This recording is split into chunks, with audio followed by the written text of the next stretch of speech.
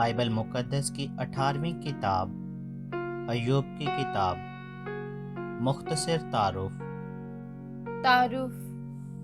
ایوب کی کتاب ایک نیک آدمی کی کہانی ہے جسے سخت مصیبت اور بلائے ناگہانی برداشت کرنی پڑی۔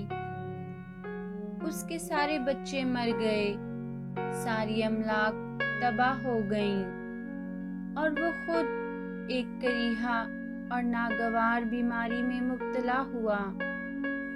پھر مصنف 3 شاعرانہ مکالموں میں دکھاتا ہے کہ ایوب کے دوستوں اور خود ایوب نے ان آفتوں اور مصیبتوں پر کیا رد عمل دکھایا۔ آخر میں خدا ایوب پر ظاہر ہوتا ہے۔ ساری بحث کا نمایاں عنصر یہی تھا کہ خدا نسل انسانی سے کیا اور کس طرح سلوک کرتا ہے۔ ایوب کے دوست اس کے دکھوں کی وضاحت روایتی مذہبی نظریات کے مطابق کرتے ہیں۔ ان کا مفروضہ یہ ہے کہ چونکہ خدا ہمیشہ نیکی کا اجر اور بدی کی سزا دیتا ہے، اس لیے ایوب کے دکھوں کا مطلب یہی ہے کہ اس نے گناہ کیا ہے۔ لیکن ایوب کے لیے یہ وضاحت بالکل محمل ہے۔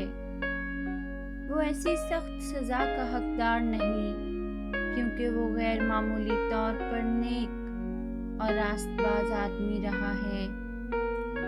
اس کی سمجھ میں نہیں آتا کہ خدا مجھ جیسے نیک آدمی پر ایسی برائی کیوں آنے دیتا ہے، اور وہ بڑی دلیری سے خدا سے جواب طلب کرتا ہے۔ ایوب اپنا ایمان نہیں چھوڑتا، البتہ اسے بڑی آرزو ہے کہ میں خدا کے حضور راست باز ٹھہروں اور نیک آدمی کی حیثیت سے میری عزت بحال ہو۔ خدا ایوب کے سوالوں کا جواب نہیں دیتا، مگر اس کے ایمان کا جواب ضرور دیتا ہے۔ اس مقصد سے وہ اسے اپنی الہی قدرت اور حکمت کی شاعرانہ تصویر دکھا کر اس پر اپنا رعب و دبدبہ طاری کر دیتا ہے۔ اب ایوب عجز و نیاز سے مانتا اور اقرار کرتا ہے کہ خدا عقیل اور بزرگ ہے۔ وہ اپنی غسیلی اور تند باتوں سے توبہ کرتا ہے جو اس نے کہی تھیں۔ کہانی کا انجام اور نتیجہ نثر میں بیان کیا گیا ہے کہ ایوب کو اپنی پہلی حالت پر نہ صرف بحال کیا گیا، بلکہ پہلے سے زیادہ خوشحالی اور اقبال مندی عطا ہوئی۔ خدا ایوب کے دوستوں کو جھڑکتا ہے کہ وہ اس کے دکھوں کا مطلب نہ سمجھ سکے۔